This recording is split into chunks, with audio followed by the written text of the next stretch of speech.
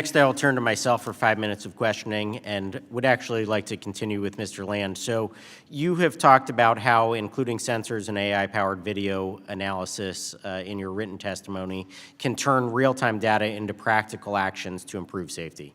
Can you please expand on the actual use of the products that you have and how that's improving safety? Thank you so much. I would love to.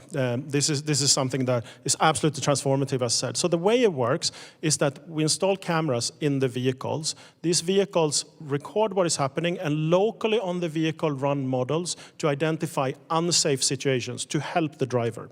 This could be too close following distance or the driver about to fall asleep and we wake them up. And this saves lives on an unparalleled basis.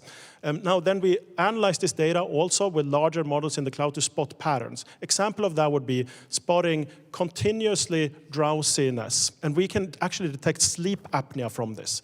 These are transformative situations for these employees to help them stay safe. And that is why they absolutely want the cameras. And as I said earlier, refuse to go back in the vehicles without it.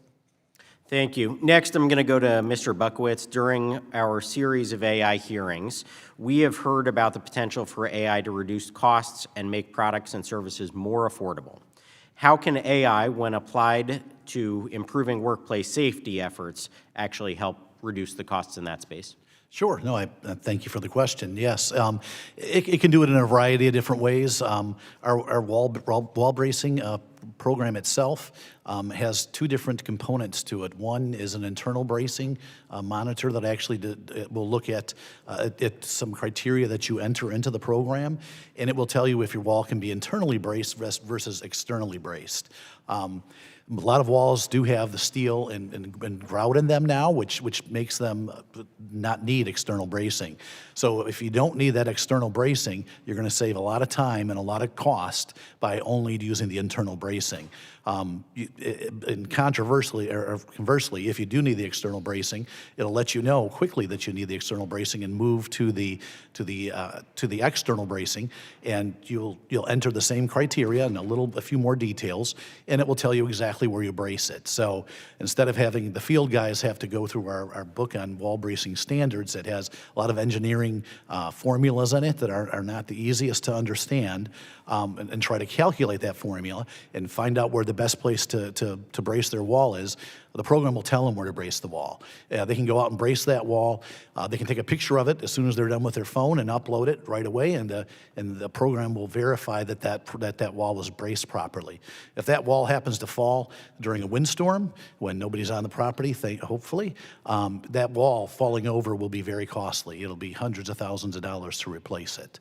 So that's just one example of how it can save costs. Sure. Well, I appreciate both of you sharing your experiences about how we can improve health outcomes for workers and improve workplace safety. I've seen in our local community, our health network is utilizing this in radiology and oncology.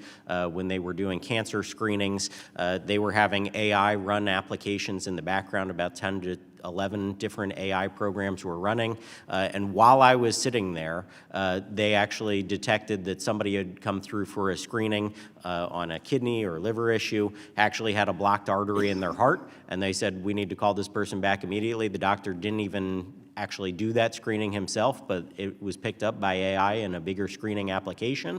And he said ultimately that person is probably going to have their life saved, because otherwise they would have had a heart attack off-site, may have been rushed here from a rural area, may or may not have been able to be saved. So I think we're seeing great applications. Not to dismiss anybody else's concerns about privacy. I think we obviously want to make sure that that is maintained as well. But I think the applications for improving health outcomes and workforce safety are really incredible with this AI technology, and so we want to figure out how to responsibly advance that as we continue to move forward and the technology improves.